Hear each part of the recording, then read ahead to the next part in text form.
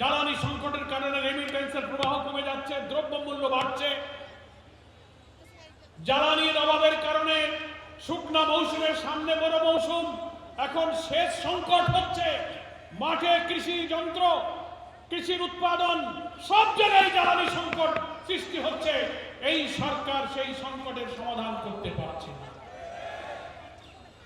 1 মাস হয়ে পারল না, ক্ষমতায় গিয়েছেন, তারেক রহমান সাহেব প্রধানমন্ত্রী হয়েছেন, এখন উপনির্বাচনে আরো একজন হবেন। কেউ কেউ বিএনপির লোকেরা বলতে পারেন যে উনাকে ভোট দিলে হাত শক্তিশালী হবে।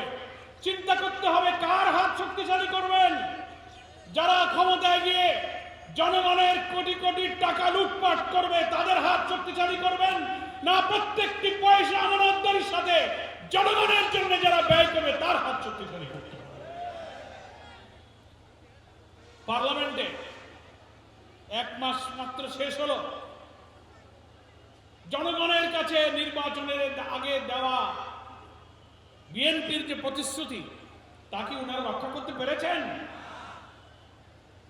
একই দিনে গণভোট হলো, একই দিনে জাতীয় ভোট হলো। 5 কোটি মানুষ সংবিধান সংস্কারের জন্য জুলাই জাতীয় সনদের পক্ষে ভোট দিয়ে হাকে জয়যুক্ত করেছে। কি বলেন ঠিক কিনা?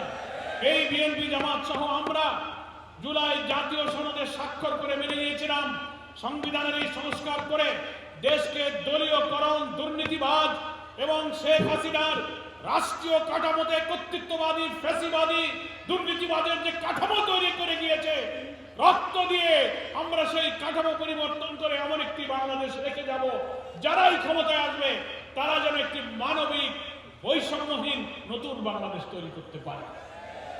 আরে বাবা, 1 মাস হয়ে পড়লো না, এখনো তো 5 বছর বাকি। ক্ষমতায় এসেই জাতির কাছে দেওয়া সবচেয়ে বড় প্রতিশ্রুতি ভঙ্গ করেছেন প্রধানমন্ত্রী। সেটা কি?